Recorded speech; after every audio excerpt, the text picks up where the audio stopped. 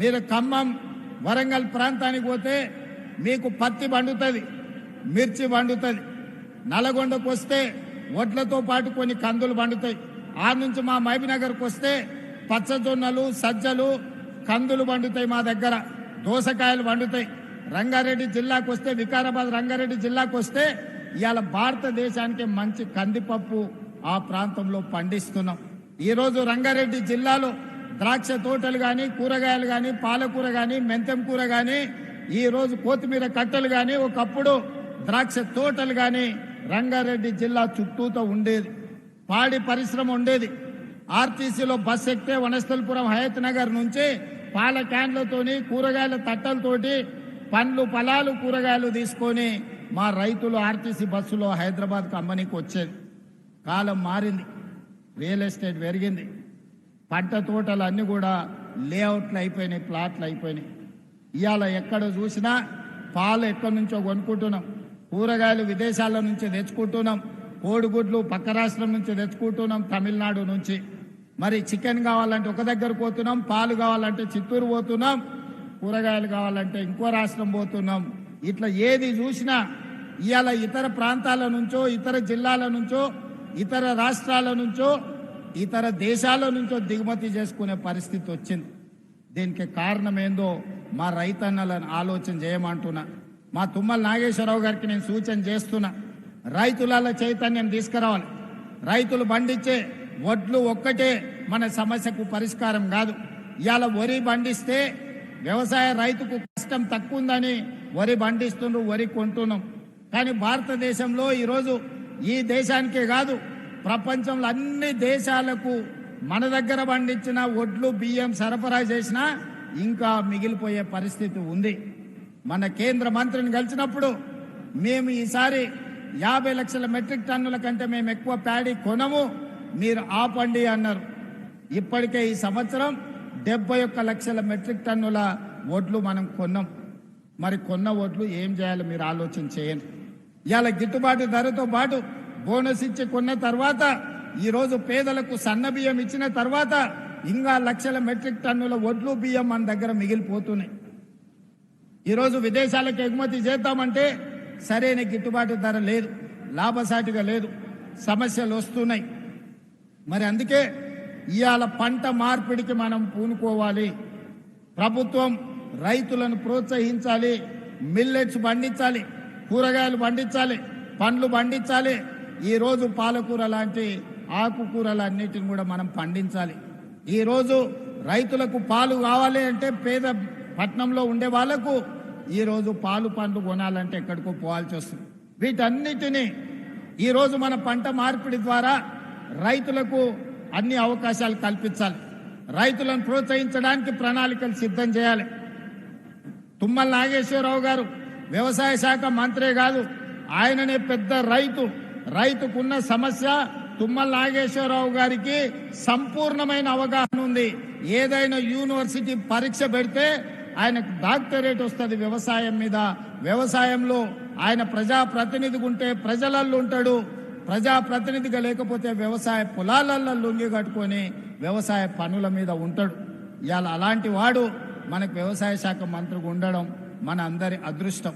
అందుకే తుమ్మల నాగేశ్వరరావు గారికి నేను విజ్ఞప్తి చేస్తున్నా, పంట మార్పిడికి అవసరమైన ప్రణాళికలు తీసుకురండి. కేంద్ర ప్రభుత్వంతో మాట్లాడదాం, మోడీ గారిని అడుగుదాం. మిత్రుడు రఘునందన్ రావు గారు ఉన్నారు, కిషన్ రెడ్డి గారు ఉన్నారు, బండి సంజయ్ గారు ఉన్నారు, 8 మంది ఎంపీలు ఉన్నారు. తెలంగాణ రాష్ట్రంలో పంట మార్పిడి ద్వారా రైతులకు లాభసాటిగా కేంద్ర ప్రభుత్వం, రాష్ట్ర ప్రభుత్వం కలిసి మెలిసి ఏ విధంగా లాభసాటిగా చేద్దాం, రైతులు తలెత్తుకొని నిలబడే విధంగా, రైతులు పండించిన పంటకు లాభసాటిగా ధరలు వచ్చే విధంగా. ఈరోజు పామాయిల్ పండిస్తే 4 సంవత్సరాలు మనకు రిజల్ట్ రాదు అని చెప్తున్నారు. 4 ఏళ్లు మరి రైతు ఎట్లుండాలంటే రైతును ఆదుకోవాల్సిన అవసరం ఉంది అని ఇంతకుముందు మిత్రులు చెప్పాను.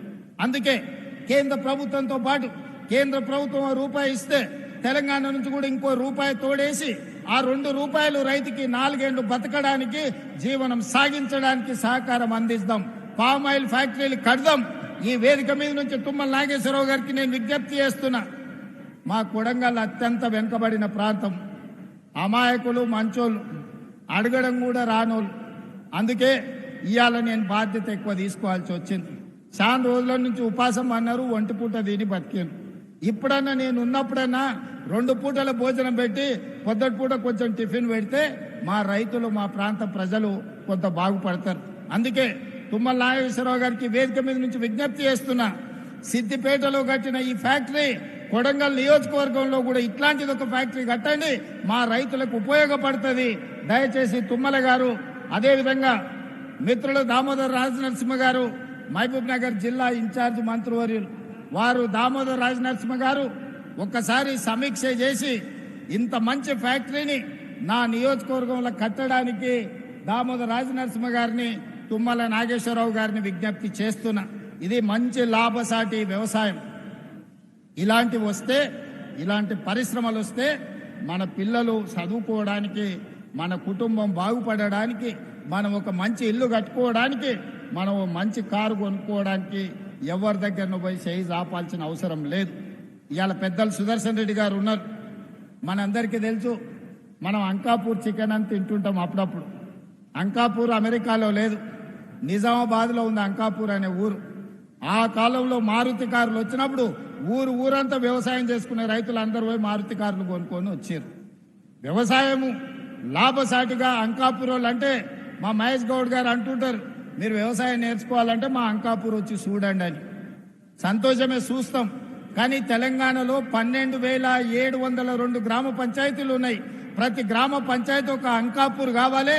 ప్రతి రైతు వ్యవసాయంలో సంపాదించి, వ్యవసాయంలో పంట పండించి కారు కొనుక్కునే స్థాయికి రావాలి. ఆ విధంగా అంకాపూర్ అనే గ్రామాన్ని ఆదర్శంగా తీసుకొని తెలంగాణ రాష్ట్రం 12,728 గ్రామ పంచాయతీలు ఉన్నాయి. అన్ని గ్రామ పంచాయతీలను అంకాపూర్ లాగా తీర్చిదిద్దాల్సిన బాధ్యత ఈ ప్రభుత్వం మీద ఉన్నది. ఆ కార్యక్రమాన్ని మన అందరం కలిసి భుజాలకు ఎత్తుకుందాం. ఇవాళ రైతులు వేరే పంటకు పోతే నష్టం జరుగుతుందని ఆలోచన చేయకండి. ఇవాళ మిల్లెట్స్ అని, ఆర్గానిక్ ఫుడ్ అని ఈరోజు రకరకాల పండ్లు, కూరగాయలు ఎక్కడెక్కడి నుంచో కొనుక్కుంటున్నాం. అదే మన దగ్గర పండించుకుంటే లాభసాటిగా ఉంటుంది, ఎక్కడికో వెళ్లాల్సిన పని లేదు. ఇవాళ అమెరికన్ రీసెర్చ్ సెంటర్ ఇక్రిసైట్ వచ్చి మీ దగ్గరనే పెట్టారు.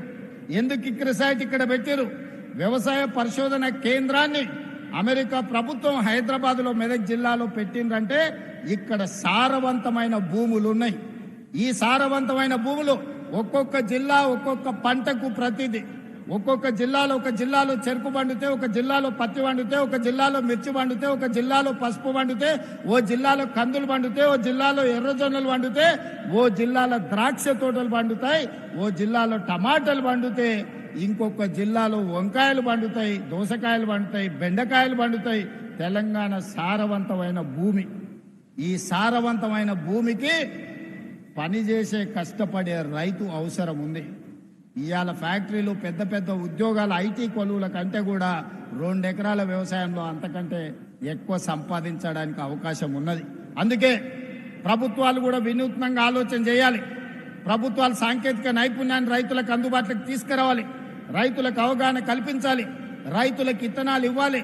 రైతులు పంట పండించడానికి అవకాశం ఇవ్వాలి. రైతు పండించిన పంటను ప్రభుత్వం